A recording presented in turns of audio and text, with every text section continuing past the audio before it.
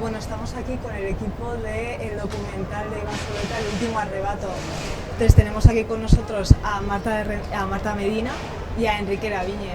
Entonces, un poco por poner un contexto a quienes están un poco desintonizados de nuestra propia industria.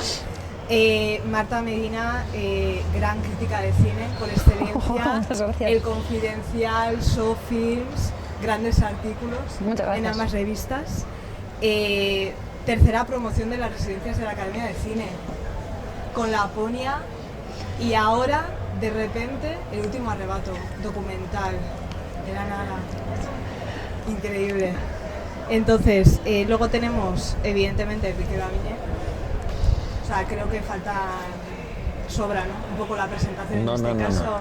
No hay presentación. No. O sea, productor, director, 60 largometrajes, muchísimas nominaciones, Feroz, Goyas, festivales internacionales, académico de los Oscar.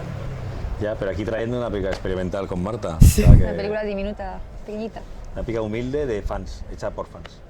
Pues mira, ya que estamos así hablando entre fans de Iván y entre fans de Arrebato, sobre todo, gran película de culto, que la verdad es que es maravilloso que generación tras generación se sigue volviendo a descubrir. ¿Cómo llegasteis a hacer este documental? Pues como siempre pasan las cosas, ¿no? Yo creo una confluencia una serie de catastróficas, catastróficas desdichas. Catastróficas dichas. Dichas en esta casa. Alguien en una conversación, alguien me lo ofrece, también por otro lado me ofrece ser director. Yo no quería someterme a la crítica porque a lo mejor por timidez o por lo que fuera, y entonces digo, no, pues yo quiero hacerlo con Marta. Pero no sabía decir que no, porque realmente Arrebato es una de mis películas favoritas, y de verdad. O sea, me ha acompañado todo el tiempo desde que tengo 13 años, desde que sientes cosas, ¿no? Y de repente surgían el hecho de que Virginia Montenegro, que vive aquí, albacea amiga íntima de Iván, había podido rescatar las películas Super 8, mucho material alucinante de archivo que había negociado con Filmoteca para que Filmoteca lo comprara. Y lo restaurara, que eran inéditos. Por otro lado, unas primeras personas que me contrata, Francisco Hoyos, Paco Hoyos, el distribuidor del siglo también del milenio pasado, estaba en una residencia de ancianos justo al lado de mi casa en Carabanchel, y esta persona tenía los derechos de Arrebato, y entonces de repente coincidimos en que nos apetecía investigar qué había sido de Iván, sí, qué es lo que hay en torno a Arrebato, y esta idea casi obsesiva, como lo es la propia película, como lo le pasa a la gente que la ve, de entender qué está sucediendo ahí mismo, pues es lo que nos lleva durante 3 años a Marta y a mí a investigar. Sí, además, claro, la película parte y está construida como una investigación. Y claro, se te plantean preguntas como, claro, Iván Zulueta sí era el director más vanguardista, más moderno, con más proyección. ¿Qué pasó ahí? Y luego, ¿dónde se metió? ¿Qué estuvo haciendo todos esos años en los que desapareció? Y entonces, todas esas preguntas al final pues son el germen, el punto de partida de esta película, que es un híbrido entre documental y ficción, y que lo mezcla todo, y que es experimental, que es también como un espejo a la forma de hacer cine, ¿no? Es un poco una mezcla, pues también de todos nuestros intereses, ¿no? Bueno, y también de lo que yo supongo que le pasa a cualquiera que se asoma por primera vez a hacer películas, que es cómo se hacen. Exactamente. ¿Qué necesitas para hacerlas? ¿Cómo es ese camino? ¿Qué es lo que pasa? ¿Cuál es tu contacto emocional con las historias que cuentas? Y como el cine también muchas veces es accidentes, ¿no? O sea, el decir, tú puedes llevar una cosa como muy prevista y de repente la realidad se mete por medio y te la cambia, y saber un poco reaccionar a eso, que también, claro, Arrebato empezó, si cuentas, si lees las noticias de la época y tal, o el libro de Carlos Heredero, claro, empieza siendo un equipo de gente que luego acaban 3 personas terminando la película, empieza siendo una película como de 3 millones de pesetas de presupuesto, y luego se le va y el productor casi se arruina, o bueno, medio quebró, y cómo... Pues eso, la forma de hacer las películas, que al final es una cosa que es difícil de manejar, ¿no? Sí, el cine y la vida se mezclan, de eso va El último arrebato. Sí, porque al final una de las cosas que más me llamó la atención fue también la participación de Jaime Chavarri, director, evidentemente, bueno, mítico de nuestro cine, que yo tuve la oportunidad de estudiar bajo su tutela además. ¿Yo también? Hace unos años, sí. Sí, John Lancaster sí fue mi profesor de dirección de actores. También fue mi profesor de dirección de actores en la TAI en este caso, sí. y la verdad es que claro, es una persona tan introspectiva también y que hizo ese camino, ¿no?, con Iván desde el comienzo del todo, que nos suscitaba como mucha particularidad eso, que el camino de vuestro documental y el camino que estaban llevando ellos eran paralelos. Sí. De descubrimiento, de a ver qué pasa. Sí. Todas estas figuras, ese intentar desengranar el puzzle, ¿no?, que parece que un poco las piezas se han ido desperdigando a lo largo de los años, pero que al final siempre todos estamos muy arrebatados con esa película. Entonces, claro, me llama mucho la atención sobre todo eso, el estreno en Donostia, siendo la cuna y el hogar de Iván. Claro, o sea, además es que Arrebatos están aquí nuevos realizadores y además en el último Arrebato salen las fotografías de ese estreno con las que había antes la alfombra roja, con espadas y tal, y dices, al final es un círculo que se cierra, ¿no?, de alguna forma. Sí, y luego que, a ver, la relación de Iván con Donosti es importantísima. Es la relación de él con sus orígenes, con su familia, con esos cromos de los que habla el Arrebato, ¿no?, con esos sabores de la infancia. Y él tenía dos ventanas por las que miraba el mundo. Una estaba en la Plaza de España en Madrid, centro de Madrid, tenía un ventanal y él hacía sus super 8, de alguna forma rodaba los amaneceres. Hacía... Bueno, las cosas obsesivas, porque al final sí, rueda como muy obsesiva, obsesiva, tiene como todo muchos... lo que pasaba alrededor de ese ventanal, y luego tenía el ventanal de Villaloja, que daba a La Concha y a Ondarreta, y él desde ahí veía, desde esa bahía, tenía otra visión diferente, pero realmente su cine, que es muy personal, es muy introspectivo, su cine que es casi, o sea, su primera película es testamento al mismo tiempo, que es otra cosa maravillosa. No es su primera película, la primera película obviamente es Un, dos, tres, esconde en inglés. Que no firma él, porque la pero que de alguna Bravo. forma es una película de encargo. Esta es la película que su cosmogonía está incorporada, está dentro de ahí, ¿no? Pues la ventana, aquí es donde viene a refugiarse, ¿no? Aquí es donde viene de forma viene a curar sus heridas, de que la película era una película incomprendida, de no saber qué hacer después.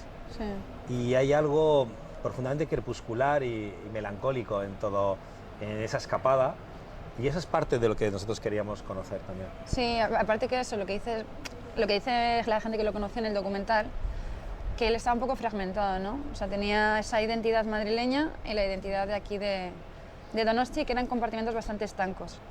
Entonces, claro, nosotros cuando estuvimos allí rodando en Madrid, conocíamos esa parte suya, que es la parte como quizás más pública, y la parte como quizás más adulta, más de experimentar. Y luego ya teníamos que venir obviamente aquí a conocer pues tanto a Virginia, la gente que le conoció en este entorno, como pues eso, volver a la casa, que es eso, su primera pantalla de cine y su primer punto de vista al mundo. Pero sí teníamos su primer laboratorio también. Sí teníamos claro que queríamos traer a Jaime Echevarri, que es el que nos propone tener esa conversación con Virginia, que es un poco como el Mago de Oz, al final tienes que ir hasta ahí para conocer el secreto, ¿no?, para desvelar el secreto.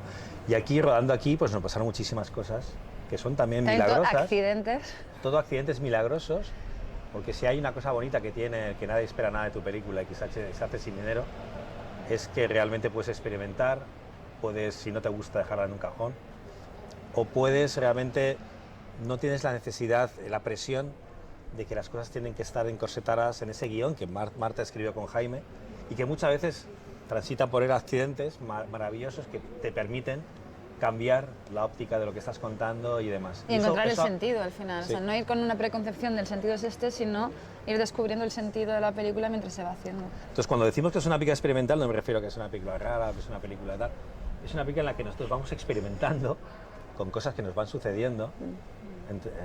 En un principio queríamos que la película dialogara con la película anterior. Han pasado cosas que de repente pues hacen que tenga un nivel de entendimiento diferente. Por ejemplo, la desaparición de Eusebio. Teníamos clarísimo que nosotros queríamos que Eusebio se quedara en la película encerrado. No sabíamos que iba a ser de esta manera. Y además es que lo dice la película textualmente, o sea, te has encerrado y claro, luego lo ves y... Es decir, que los enigmas siguen estando, pero hemos querido experimentar con ellos y jugar con ellos. Sí, es que al final Arrebato, claro, todo lo que es la imagen de Iván, esa fragmentación, siempre como que Arrebato, al ser tan, en parte tan autobiográfica, Total, claro.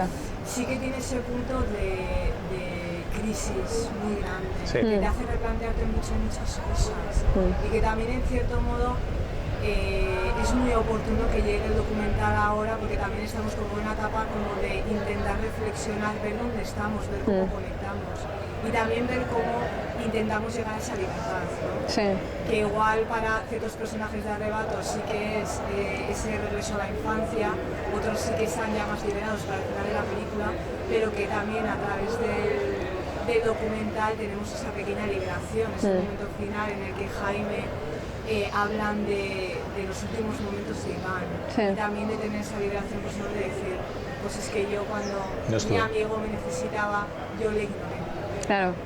Creo que también qué importante también es tener este tipo de conversaciones. Sí. Bueno, en el fondo todos hacemos una película por una razón. A mí esa pregunta no la han hecho todavía, pero lo suelto. Yo no sé por qué razón la hizo. Marta se ha sumado al carro. Yo sí tengo una razón, pero el único que deja su razón clara es Chávarri. Realmente el que quería quedar en paz con su amigo y quería decirlo. Y yo creo que es una razón suficientemente honesta y pura como para... Y él tampoco nos lo dijo, ¿eh? O sea, No, además que también lo de... lo haces por ego, y lo que haces Jaime... porque quieres llegar a algún sitio, lo haces... Obviamente aquí no lo hemos hecho ni por dinero, ni lo hemos hecho por nada de eso, lo hemos hecho también... Pues no lo sé. Algún día te lo preguntaré. O sea, también por el viaje, ¿no?, de hacer una película. O sea, es decir, ¿por qué no vamos a hacer una película juntos? O sea, y aparte pensar, vamos a hacer una cosa juntos, bonita, nuestra, que aporte algo. Y vamos, a mí eso me parece una razón fundamental. ¿Me estás preguntando a mí ahora? No. No, pero bueno, os la puedo lanzar a ambos, ¿no? En plan, ¿cómo ha sido este proyecto también para vosotros dos, en esta colaboración tan singular? Pues ha sido complicado, porque ha sido un durante poco 3 traumática. años... No, para mí no ha sido traumático, ha sido un viaje, pero un viajazo, en el que no sabíamos con qué nos íbamos a encontrar. Sí. Pero sí teníamos claro, yo tenía claro que no quería perder el control, que al final he perdido, ¿sabes? He perdido el control sobre lo que quería hacer y he tenido, pues me imagino que te pasa igual a ti, he tenido cierto reparo en sentirme un impostor por no conocer a Iván, porque ya se había hecho una película Iván Z con Iván presente y no queríamos tampoco que pareciera una película instrumental sobre nosotros, pero sí nos dimos cuenta en el proceso que nosotros no estábamos en la película, que no había una conexión emocional, que no se veía eso, que no estaba. Y consideramos en ese momento que el hecho de estar tan perdidos y tan confusos dentro, necesitamos también, era parte de la historia. Sí, y aparte también, o sea, desde primero teníamos una idea que al final Arrebato, si vas a una trama como la simplificación absoluta, es la historia de un director amateur que graba una película, se la entrega a un director de serie B que ve la película y desaparece, entonces desaparece el primer director, luego ese director ve la película y desaparece, y luego a la vez Zulueta entrega Arrebato y desaparece. Y entonces también es como, ahora la cinta nos llega a nosotros en esa conexión de cómo es, o sea, cuando eres director quieres controlar las imágenes, quieres hacer una película, quieres hacer una película que tenga sentido, te obsesionas, te angustias, pues ahí es donde yo creo que encontrábamos también la conexión, ¿no? Y claro, yo veo pues a Pedro, el personaje de Wilmore, diciendo es que llora viendo sus imágenes, y digo, pues claro, a mí me ha pasado. Yo he dicho alguna vez, pues en alguna cosa que he hecho, digo, oh, Dios mío, ¿por qué no me ha salido como yo quería? ¿O por qué no lo consigo? Y entonces yo creo que ahí también la película dialoga con eso, el mero hecho de hacer cine, y eso creo que mucha gente que quiere hacer cine, que hace cine, que ha estudiado cine, se va a sentir súper reflejada y en ese sentido también comprendida, ¿no? De decir, bueno, es que también al final todos lo pasamos un poco mal haciendo estas cosas, incluso Zulueta lo pasaba mal. Sí que retomando esa vulnerabilidad, ¿no?, en donde nos colocamos como creadores, de repente a ese público. Claro, yo tengo a mi alrededor gente que sí que pudo ir al estreno, no sé, con Iván. Un estreno que además se hizo en lo que ahora ya son Los Príncipes, que antes se accedía por la parte de atrás. Sí. Y en lo humilde que fue ese estreno y en lo incomprendido que luego fue toda esa transición, ¿no? Entonces, claro, hay como ese punto también en Iván de que al final no podemos evitar pensar en que, bueno, ser un personaje muy melancólico, tenía mucho duelo interno que deshacer, pero también era una persona en los 80 que era homosexual, que tuvo una relación muy dura con la droga, y también eso donde lo colocaba también en la película de Antonio. Claro. Y recuerdo a Poncela que dijo, es que me la apunté y todo, en el propio documental, que decía, todas las generaciones vienen de alguna manera a romper alguna cosa. Sí, hay una cosa muy interesante en esto que dices, esta reflexión, que me parece una de las más importantes de la película, que lanza muchas cosas. Estamos hablando de una generación que viene a romper cosas. Una generación que se sacrifica para ello. Hay imágenes de la primera manifestación LGTBI que se hace en España. Estamos hablando de un grupo de gente que muchos consideraban libertarios, pero no lo eran. Eran gente que realmente buscaban su identidad sexual, buscaban luchar y romper todas las barreras que existían. Buscaban realmente matar a los padres. Que es la libertad también, o sea, lo que buscas es la libertad. Y hemos estado reunidos con una serie de personas cercanos, ya ahora cercanas a nosotros, que nos estaban expresando de una forma como no éramos capaces de luchar contra todas las cosas que nos reprimen ahora, ¿no? Y hay algo interesante en esa reflexión también, ¿no? O sea, Poncela realmente podía haber sido un actor, lo era, tenía el potencial de ser el actor más importante de España. Y él se revela contra ello. Él se revela contra él y contra ello, contra el ego, contra esas cosas. Iván igual. Es decir, Iván no quería, lo explica muy bien Poncela en un momento dado, yo no quiero, no creo en la mentira, no creo sí. Cuando habla de la actuación, ¿no? Sí. La interpretación. Todo eso, estamos hablando de una generación que rompe esos moldes, sí. que se sacrifica de alguna forma. Hablas de la droga, yo lo que no queríamos tampoco en este cuenta que parecía una cosa didáctica, es decir, ellos también se adentran en un universo que no conocen.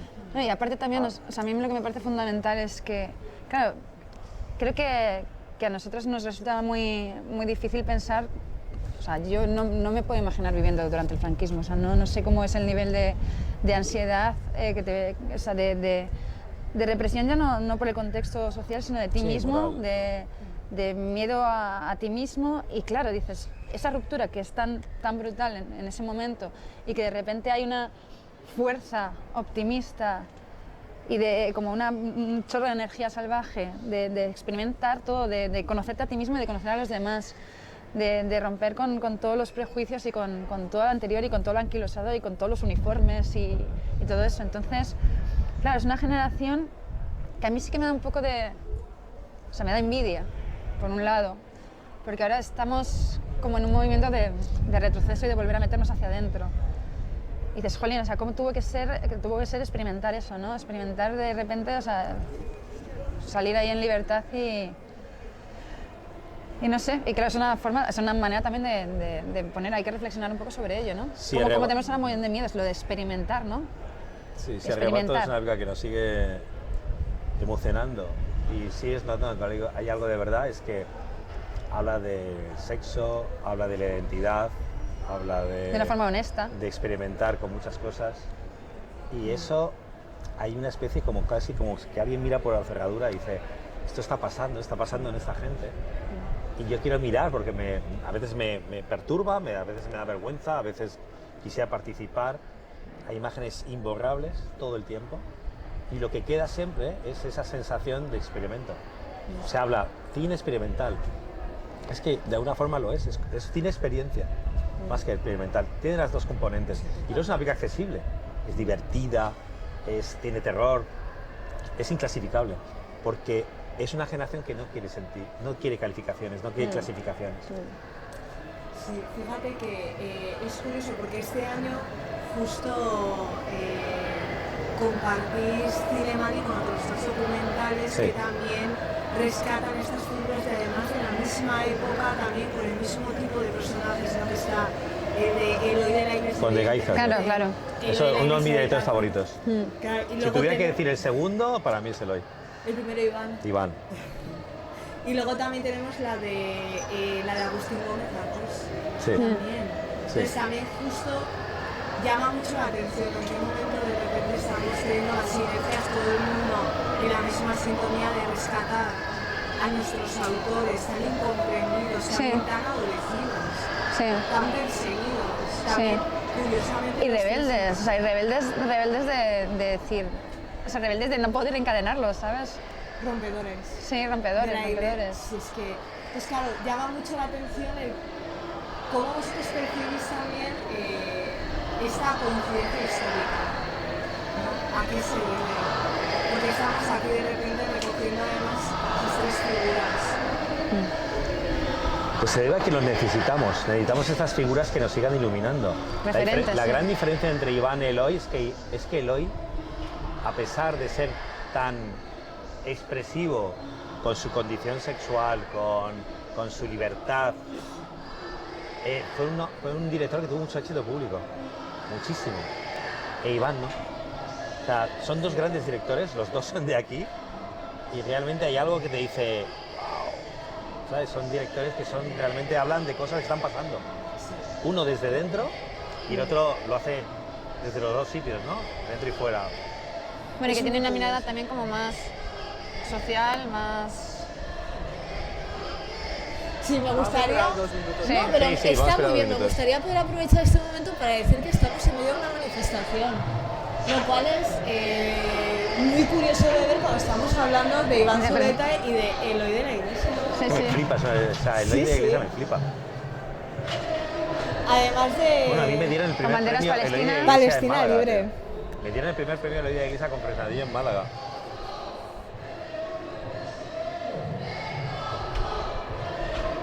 Vamos a tener que Pedro, esperar no. un momento. Esperar. ¿Les escucháis a ellos? Vale. No, tranqui, Pues tranqui. mira, sí, porque si os parece, creo que es un contexto más que idóneo Sí, para hacer la última reflexión de perfecto. qué reflexión nos debería de quedar con el último arrebato. Wow, qué pregunta. Wow, No estoy claro, preparado sí, para eso. Sí, eso es demasiado... Qué reflexión. Es Bueno, yo creo que lanza claro. muchas cosas, ¿no? No, y aparte tampoco, o sea, en el último arrebato nosotros planteamos preguntas o ponemos...